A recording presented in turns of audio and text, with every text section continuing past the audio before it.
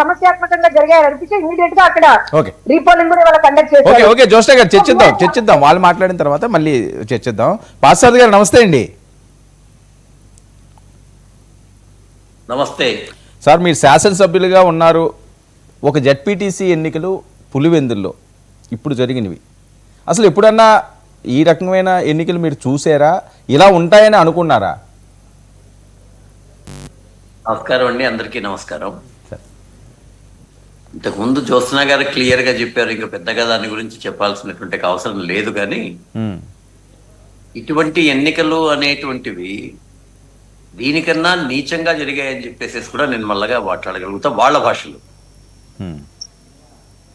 Simple అండి. ఇప్పుడు జ్యోత్స్న గారు అడిగినటువంటి ఒకటే క్వశ్చన్, 11 మంది నామినేషన్లు వేశారా లేదా, వారి నామినేషన్లు ఏమన్నా చించేశారా, వారిని నామినేషన్ వేయకుండా అడ్డుపడ్డారా, వారిని ప్రచారం చేసుకోకుండా అడ్డుపడ్డారా? సింపుల్. ఈ ఒక్కదానికి వాళ్ళు సమాధానం చెప్పగలిగితే, గతంలో 2020లో జరిగిండేదేంటి?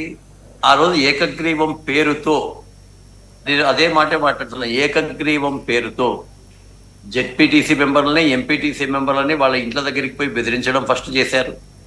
బెదిరించకుండా ఎవరైనా కొంతమంది వస్తే స్క్రూటినీలో పోగొట్టేట్లుగా చేసినారు. అట్లా స్క్రూటినీలో పోగొట్టకుండా ఉండేటువంటి విత్డ్రాయల్ ఫారం దొంగ సంతకాలు చేసి వాళ్ళే విత్డ్రాయల్ ఫారమ్స్ ఇచ్చేశారు.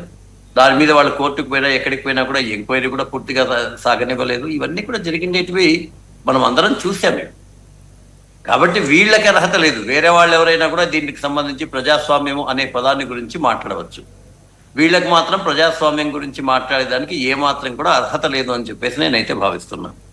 పాపం వారికి పాపం అనేటువంటి నరకం అనేటువంటి పదం జగన్మోహన్ రెడ్డి గారికి గుర్తొచ్చింది. నాకైతే ఈ విషయంలో వీళ్ళు నరకానికి పోవాలంటే, నరకం కంటే ఇంకా పెద్ద శిక్ష ఏదైనా ఉంటే అది వైఎస్ఆర్సీపీ వాళ్ళకి పడుతుంది. సింపుల్ అంతే. అదేమన్నా ఉందేమో నాకు తెలియదు. నరకం కన్నా ఇంకేదైనా పెద్దది ఉంటే అది వైఎస్ఆర్సీపీ వాళ్ళు భరించాలి. ఎందుకంటే గతంలో వాళ్ళు చేసిండేటువంటి తప్పిదాలకు సంబంధించి ఈ రోజు జరగాల్సిండేటువంటిది అది ఉంది. ఇంకా జరిగిండేటువంటి దాంట్లో మొత్తం అంతా చూసాము. అనేక రకాలుగా ఈ యొక్క గ్రామాల్లో కొన్ని చోట్ల గొడవలు జరిగేటువంటి మన ఏరియాలో కామన్ అండి. దాన్ని మనం ఏం చేయలేము. దురదృష్టవశాత్తు ఇక్కడ ఉండేటువంటి మనం ఇన్ని ఏళ్ల ప్రజాస్వామ్యంలో ప్రజల్ని ఎవరు అభివృద్ధి చేస్తారో వాళ్ళని ఓట్లు వేసేవాళ్ళగా కాకుండా వీళ్ళొక వర్గం అని చెప్పేసి రాయలసీమలో ఉండేటువంటి ఎక్కువ భాగం రాజకీయాల్లోనూ, పల్నాడు ప్రాంతంలో ఉండేటువంటి రాజకీయాల్లో దీన్ని తయారు చేసేసారు. అక్కడ పెద్దగా అవసరం లేదండి. ఈ ఒక పక్కన ఒక నాయకుడు ఉన్నాడంటే ఆ నాయకుడు ఉంటాడు, రేపొద్దున్న ఈ నాయకుడు ఇక్కడ మారితే ఇట్లా మారిపోతారు. వాళ్ళకి ఏమాత్రం కూడా ఇది లేదు. వాళ్ళు జస్ట్ వర్గ పోరాటాలు అంతే.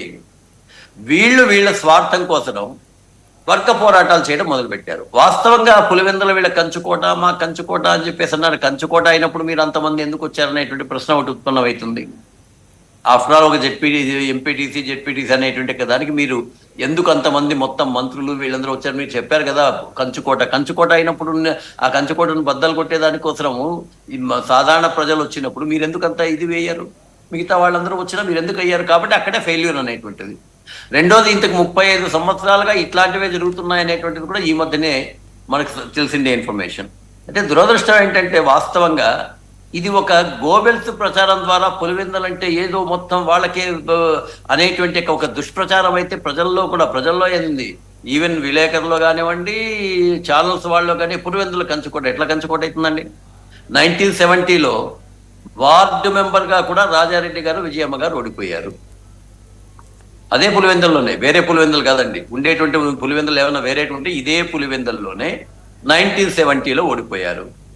1984లో డిఎన్ రెడ్డి గారు టీడీపీగా ఎంపీగా గెలిస్తే, ఆ ఎంపీగా గెలిచినప్పుడు పులివెందుల నియోజకవర్గంలో కూడా ఆయనకి ఎక్కువ ఓట్లు వచ్చాయి.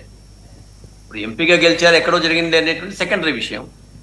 1994లో అసెంబ్లీలో 11 స్థానాల్లో 7 టీడీపీకి, 4 కాంగ్రెస్కు వచ్చాయి. అప్పుడు ఉండేటువంటి కాంగ్రెస్కి వచ్చాయి.